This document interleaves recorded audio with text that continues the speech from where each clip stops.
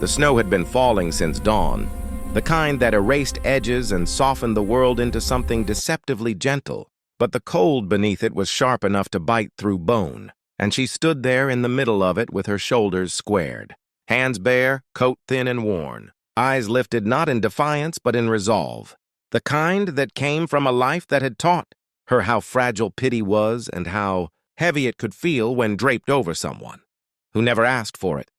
And when he saw her, he slowed without meaning to, his polished shoes crunching against the ice, his breath fogging in the air, his wool coat thick and expensive and warm, the sort of coat that came with a life where warmth was assumed and suffering was optional.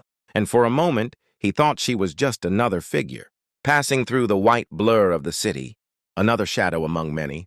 But then she stumbled just slightly, the kind of stumble that doesn't bring you down, but tells the truth about how tired your legs are, and instinct moved him before thought did, his hand already reaching for the buttons of his coat as he stepped closer and said something kind and forgettable like, "You'll freeze out here," because kindness was easy, when it cost nothing.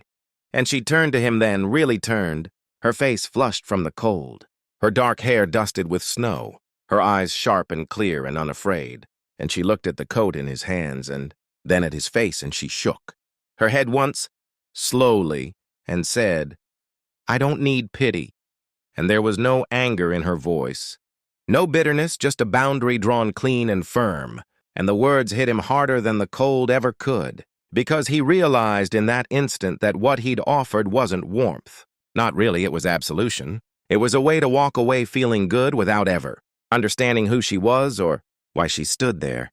And something shifted inside him, something uncomfortable and undeniable, because he saw suddenly how rarely anyone refused him, how rarely anyone looked at what he offered and said no without apology, and he felt exposed in a way success had never allowed. Standing there with his coat half off, unsure of what to do next, while she pulled her thin jacket tighter around herself and stepped past him, her boots leaving shallow prints in the snow, and he should have let her go, should have finished his walk and returned to his heated apartment and his predictable life, but he didn't, because the refusal echoed in his mind, because "I don't need pity" sounded less like rejection and more like a declaration of worth, and before he could talk himself out of it, he turned and followed her at a respectful distance, telling himself it was concern, telling himself it was curiosity, telling himself anything except the truth, which was that he had never wanted so badly to understand someone who owed him nothing.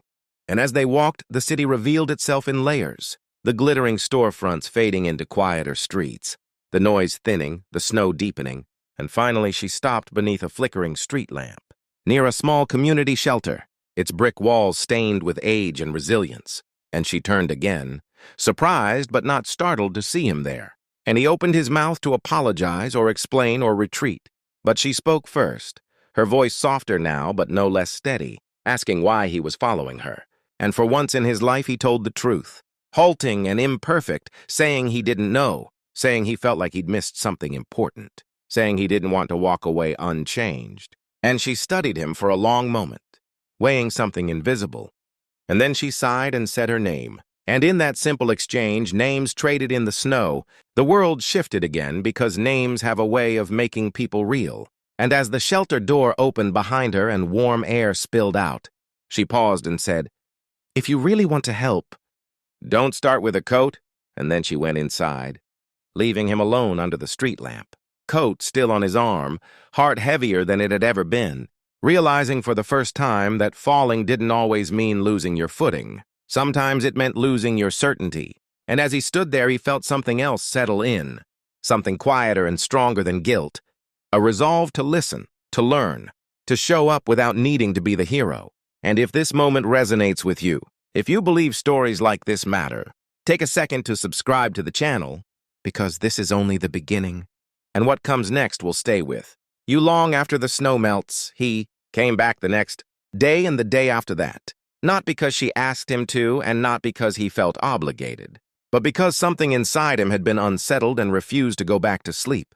And each time the snow seemed less like a backdrop and more like a witness, watching as he learned how to enter her world without trying to rearrange it, how to sit on hard benches and listen to stories that didn't end neatly, How to understand that dignity wasn't something he could give or take away. It was something that existed regardless of his presence. And she noticed his consistency before she acknowledged it. Noticed how he stopped offering solutions and started offering time, how he asked questions and accepted the answers even when they made him uncomfortable. And little by little, the sharpness between them softened into something like trust. And she told him about the life she'd built from fragments, about loss that didn't fit into polite conversation, about strength that had nothing to do with endurance and everything to do with choice. And he told her about the emptiness that can live inside a full life, about the loneliness of being admired but never known. And in those exchanges, something unexpected grew. Not romance at first, but recognition. The quiet understanding that they were both shaped by the cold in different ways. And one evening, as the snow returned, lighter this time, he brought the coat again. Not held out, not offered, just folded over his arm, and when she raised an eyebrow, he smiled, a little self-conscious, and said, "I'm cold," and after a moment she laughed, a real laugh that broke the tension between them, and she took the coat and handed him her scarf instead, worn and frayed and warm in a way his coat had never been. And in that exchange there was no pity, no power imbalance, just mutual care, and that was the moment he realized he had fallen. Not into love as the world often frames it, but into humility, into connection, into a deeper understanding of what it means to stand beside someone rather than above them. And as the seasons changed and the snow eventually melted, their lives remained different but no longer separate, intertwined by choice rather than circumstance. And the lesson stayed with him long after, shaping how he moved through the world, how he gave, how he listened, how he loved. And if you've made it this far, if this story has stirred something in you, don't let it end here. Subscribe to the channel and stay with us. Because stories like this remind us that the most powerful moments often begin with a refusal, and the most meaningful falls are the ones that teach us how to rise differently. The winter loosened its grip slowly, reluctantly, as if it too had grown, attached to watching them cross paths in the half-light of early mornings and long evenings. And with the thaw came changes neither of them had planned for, but both felt approaching, like distant thunder. Because connection, once formed honestly, never stays still. And he found himself noticing the absence when a day passed without seeing her. Not in a dramatic way, but in the quiet unease of routines interrupted. And she noticed how his presence had shifted from curiosity to constancy, from observer to participant, someone who no longer hovered at the edge of her world but walked within it carefully, respectfully, learning its rhythms.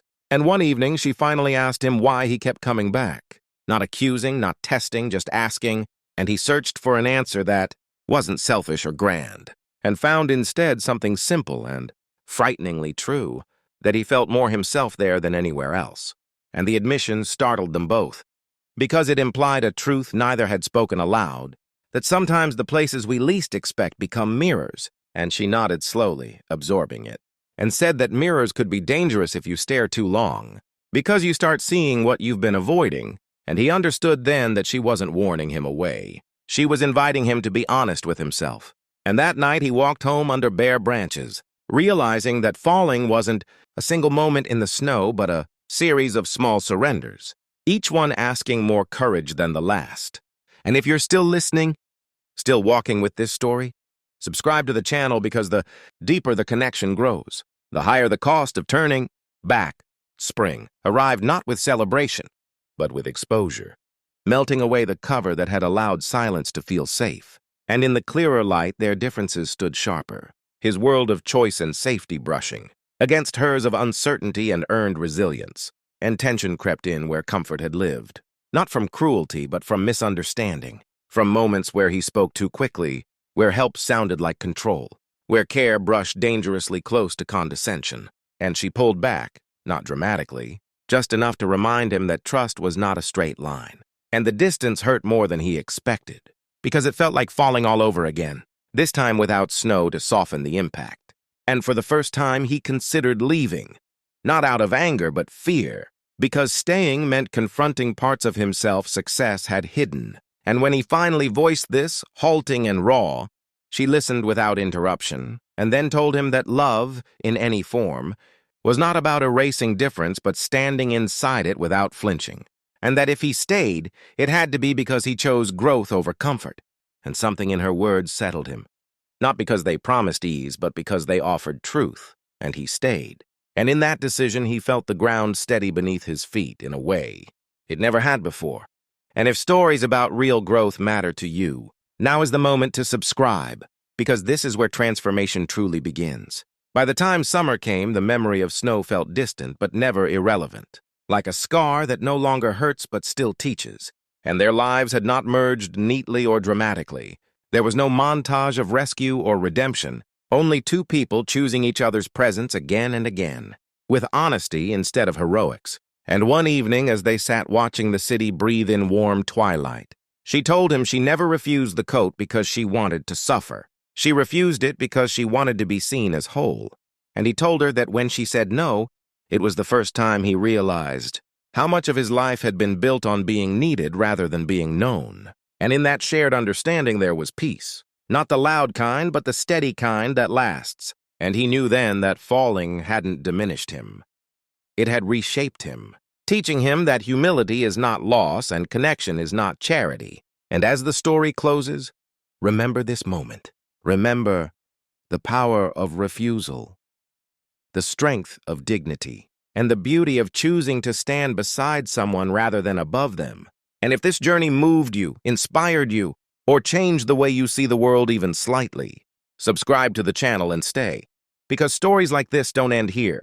They live on in the choices we make next.